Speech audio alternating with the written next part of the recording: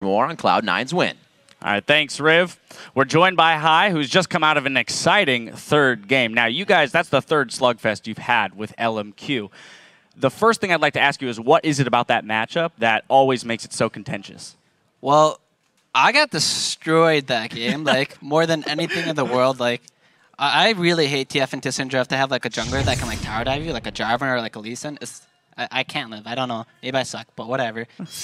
They like doing aggressive things. They like trying to control the early game, and all 3 games against them, they've basically had the early game against us, and that makes the game very hard for us to control just because they have control of mid and the jungle just because I got pooped on. So that makes the games hard when they have control of the game. So coming into that, do you guys just pick champions that scale a little better? Like, what's it like coming into champion select versus LMQ?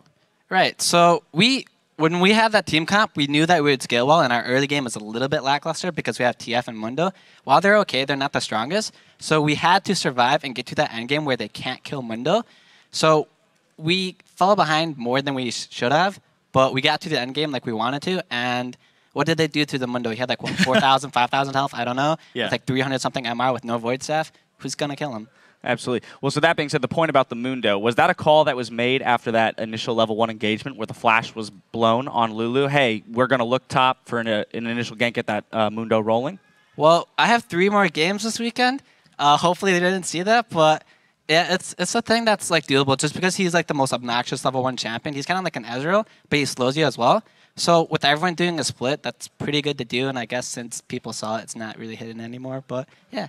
It's kind of cheesy, but it worked. Yeah, and you guys actually have a really good team fight presence that game, and LMQ is known for their team fight, and we're going to get a replay here, and I want you to walk me through this. It's the second dragon of the game where you guys end up walking away on top. All right, so this went really well for us because Balls and Sneaky were hitting a lot of poke before the fight, and so was I. We get the kill on Jarvan, and I believe later on I teleport in and Suicide. But we get a good team fight just because no one can kill Mundo, and we get a lot of poke off. We kill Ackerman, and then no one can still kill Balls. And he ultimates and he heals for full.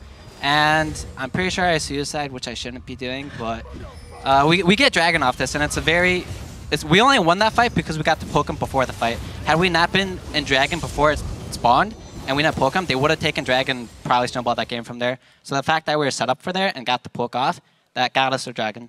Yeah, one of the things I want to point out there is the fact that you guys hadn't quite hit the same item thresholds that they had. There was a DFG on Syndra already, and there was a completed Triforce on the Corki as opposed to Sneaky only having the Phage and the Sheen. So it just speaks to the positioning and the team fighting prowess of your team.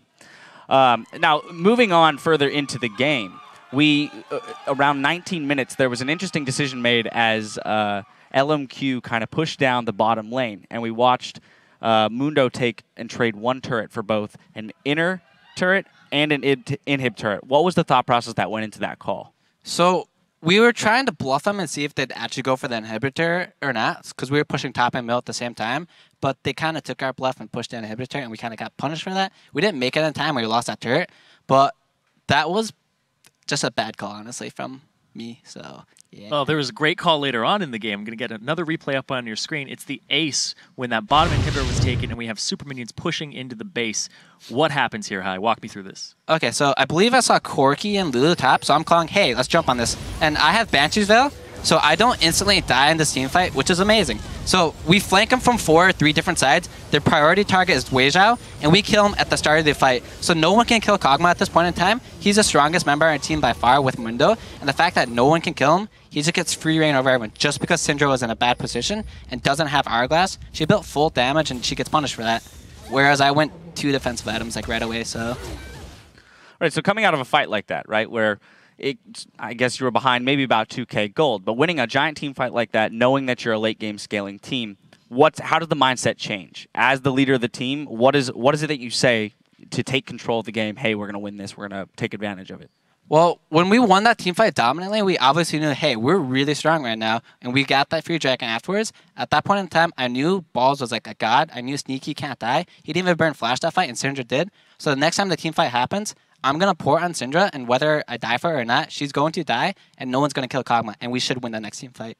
So off of that, we knew the next fight would be the endgaming, or the last fight of the game. All right, and final question here for you, Hai. Great game today, and later on you guys have CLG today. How are you guys preparing for that matchup? So they play the next game, I believe, so we'll be able to watch what they do. and hopefully I don't feed as hard as I do this game, because that'd make the game much better. But yeah, that's my game plan, not to feed, so my team doesn't have to carry me as hard. No, that's not a bad game plan. Again, thank you so much for the insight. Good luck in your game later today. Now, don't go anywhere because we've still got more games coming your way. After the break, it's back into the action with Complexity versus CLG. Keep that browser where it's at.